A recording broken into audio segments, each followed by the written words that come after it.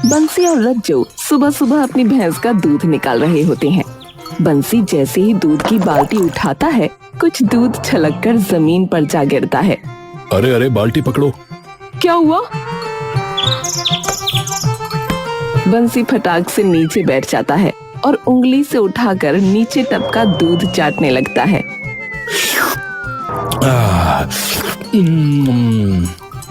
ओए हाय, क्या कर रहे हो बंसी जी? अरे, इसके शरीर से निकली हर एक चीज जरूरी है हमें। हाँ, तो उधर गोबर भी तो पड़ा है, वो भी खा लो। अरे अरे अरे, गोबर खाना नहीं होता है, बेचना होता है पागल। क्या? हाँ और क्या, अगर दूध ना सही तो इस गोबर को बेचेंगे। दिमाग चल पड़ा है क्या तुम्हारा? गोबर कैसे बेचोगे अब तुम? छी, क्या कर रहे हो? अरे रज्जो, ये गोबर नहीं है, मौका है, मौका मौका मौका। अरे, उस गेंदा को मसा चखाने का मौका है ये। कैसे? अरे बस अब तुम देखती जाओ कि कैसे मैं उस मोटे गेंदा सेठ की हवा निकालता हूँ। हाँ। बंसी सुबह सुबह गेंदा सेठ की डेयरी के पास एक पेड़ के नीचे जा खड़ा होता है। अपनी समृद्धि और प्रतिद्वंदी की हरकत पे हमेशा नजर रखनी चाहिए। आज पूरा दिन इसी की दुकान देखूंगा कि कितनी बिक्री होती है इसकी, और क्या तिकड़म लगाई है इसने कि एक ही दम इसकी दुकान इतनी चल पड़ी। सुबह से शाम हो जाती है, लेकिन गेंदा की डेयरी से भीड़ बिल्कुल कम नहीं होती। बंसी उसकी दुकान की ग्राहक संख्या देखकर दंग रह जाता है। अरे भाई साहब, क्या है ये? क्या तबीला खोल दिया क्या इसने? बंसी तभी चुपके से उसके घर के आसपास भैंसों को ढूंढने लगता है, लेकिन वहाँ सिर्फ एक ही भैंस खड़ी होती है। चक्कर क्या है ये? भैंस सिर्फ एक और दूध इतना? बंसी लौटकर वापस घर आ जाता है। तभी उसके सामने एक भिखारी आ जाता है। अरे मालिक, कुछ दान कर दो, 2 वक्त से भूखा हूँ। भूखा है तो काम कर, ये जो हाथ फैला रखा है इससे उपले बनाना सीख ले। मालिक, दया करो मालिक, एक रोटी दे दो। तू आटा दे दे, मैं दे दूंगा रोटी। तो फिर पैसा दे दो। क्यों, अपना कटोरा बेचेगा क्या मुझे? है बोल। अरे नहीं नहीं। तो फिर बर्तन चाहिए? दे दूंगा, पर 10 रुपए ज्यादा लूंगा, बता रहा हूँ। भिखारी बंसी की तरफ कटोरा कर देता है। अरे राम, ये लो, ये रख लो, मुझसे ज्यादा जरूरत तो तुमको है। हाँ। अरे अरे, जा जा यहाँ से, पैसे लेगा। हाँ?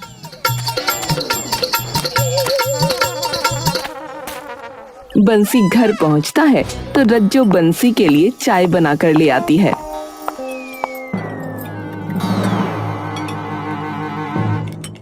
अरे, ये क्या है? लगा ही था मुझे कि कुछ ही दिन रहते हैं तुम्हारे दिमाग चलने में। अरे चाय है और क्या है? बंसी एकदम से उठकर गंभीर चेहरा बना लेता है। अरे, हमारा नुकसान हुआ है बहुत बड़ा, और तुम चाय बना रही हो? भैंस वैसे ही कम दूध देती है, आज से चाय बनाना बंद, सिर्फ जरूरी चीजें ही बनेंगी दूध की। हाँ। अच्छा, और वो कौन सी चीज है, जरा बताओगे? वो चाय ही है, दूध से तो पनीर ही बनता है, और वो तो आखिरी बार मैंने तभी खाया था जब मैं कुंवारी थी। तुम्हारे घर तो चटनी से ऊपर कुछ बनता ही नहीं। अरे तू ये छोड़, तू ये सुन, इस गेंदा की डेयरी जिसका खूब चर्चा पूरे बकलोलगढ़ में है। हाँ। अरे, उसके पास सिर्फ एक ही भैंस है, और दूध उसने सुबह से 100 किलो बेच लिया होगा। पर कैसे? अरे मिलावट करता होगा, पक्की बात है। तो तुम सभी लोगों को ये बात बता के उसकी दुकान बंद करवाओगे? नहीं नहीं, मैं अपना काम खोलकर उसकी दुकान बंद करवाऊंगा। हाँ। अच्छा, तो तुम दूध की दुकान बंद करवाओगे, उपले, खाद और गोबर की अगरबत्ती बेच के? अरे तुम बस देखती जाओ, मैं कैसे तबाही मचाता हूँ, तबाही। ठीक है जी, मचाओ मचाओ। रज्जू वापस अंदर जाने लगती है। अरे रुक रुक, इसे थोड़ी सी अभी पी लेता हूँ। इसे ले जाओ, फिर थोड़ी कल पी लूंगा है, और थोड़ी सी फिर कल शाम को, और अगर बच गई तो एक घूंट परसों भी। हाँ एक काम करो, सूंघ लो इसे, बस पूरे साल तो चल ही जाएगी फिर।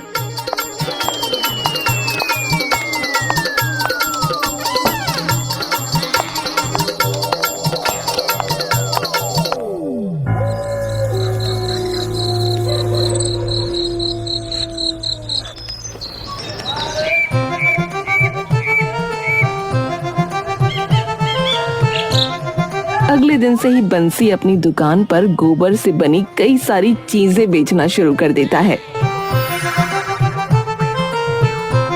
अरे आओ आओ भाई लोगों, यहाँ मिलेगा शुद्ध गोबर का सामान। हाँ, एकदम दमदार और शुद्ध खाद जो है खेती का रामबाण।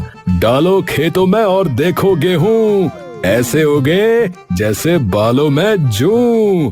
अगरबत्ती दिए गासे लेके जाओ अभी। गांव वाले उसकी बातें सुनकर हंसने लगते हैं और धीरे धीरे कुछ गांव वाले उसकी दुकान के पास इकट्ठा हो जाते हैं। अरे बंसी सेठ, यह गोबर तो जो है सबके घर में पड़ा रहता है, पूरे गांव में होता है ये तो, इसमें नया क्या है भैया? अरे जादुई गोबर है रामलाल। हाँ, मेरी भैंस तुझे पता है कितनी न्यारी है, दूध नहीं देती, बस गोबर देती है। हाँ अरे अरे वो न्यारी नहीं है, उसे खराब भैंस कहेंगे। हाँ, ऐसी भैंस किस काम की जो दूध ही ना देती हो? दूध, चाय, लस्सी, ये सब क्या गोबर घोल के बनाएंगे?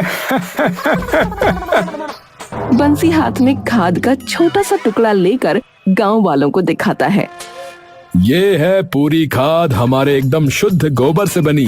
देखिए, इतनी शुद्ध कि डालते ही खेत में नमी बढ़ेगी, फसल मोटी होगी और इतनी सारी होगी कि डूब मरोगे फसलों में अपनी। हाँ भैया, इसके अलावा वैसे और क्या क्या है आपके पास, अगर कुछ है तो? अरे अगरबत्ती, उपले और दिवाली आ रही है तो उसके लिए दिए भी हैं। बहुत सारा देसी माल चलेगा सालों साल। देसी अपनाओ, देश को मजबूत बनाओ। सभी लोग पहले पहल बंसी से हंसी मजाक में सामान लेने लगते हैं, पर धीरे धीरे बंसी की गोबर से बनी चीजें पूरे गांव में खूब चल जाती हैं। भैया देखो, बंसी के गोबर को मानना तो पड़ेगा, मानना पड़ेगा कि उसके गोबर की बनी चीजें बढ़िया तो हैं, बढ़िया हैं। अरे भाई बता रहा, मैं उस दिन अगरबत्ती लेकर गया, भाई साहब एक मच्छर भी मेरे आसपास नहीं फटका। फिर उसके बाद हाँ, मैंने भी अपनी फल की रेहड़ी पे रखी तो एक भी मक्खी नहीं आई उस पे। फिर उपले भी जबरदस्त है भैया, एक बार जलाओ उन्हें चूल्हे में तो खूब देर तक टिकते हैं भैया। अरे मैं तो दिए वहीं से लूंगा भाई, इस बार की दिवाली में बता रहा हूँ। अरे मेरी वाली ने तो पहले ही टोकरा भर के ले लिए हैं।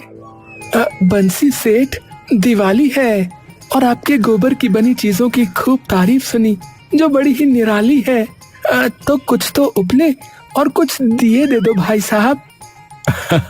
अरे बिल्कुल बिल्कुल, खरा माल निकाल के देता हूँ कभी साहब आपके लिए, चिंता मत करिए, पर होगा थोड़ा सा महंगा। हाँ, महंगाई से तो हर इंसान है डरा, जरा मुझे भी बताइए कि कैसे है आपका माल खरा? क्योंकि मेरी भैंस ने सुबह सुबह चारा खाया एकदम महंगा और हरा, इसीलिए उसके गोबर का हर उपला और हर दिया है खरा। क्या समझे भैया? वाह वाह वाह वाह वाह वाह वाह, क्या बात है, क्या बात है। कहीं खुजली तो कहीं खाज है। सिर्फ आपकी शायरी के लिए मुझे 10 उपले और दे दो और आधा किलो दिए कर दो। अरे अभी लो मेरे भाई।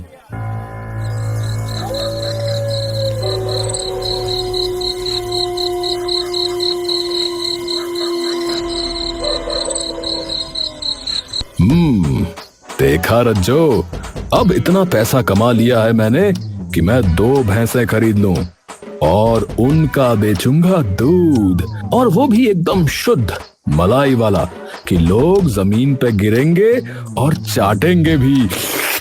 और फिर उस गेंदा की दुकान पे ताला लग जाएगा, ताला। हाँ, माना बकलोलगढ़ के लोग थोड़े कुत्ते हैं, पर आपने तो सच में कुत्ता समझ लिया। नीचे पड़ा क्यों चाटेंगे भला? और पिछली बार की तरह उस बिल्लू ताऊ जैसे हवाबाज ठरकी बूढ़े से मत लेना भैंस।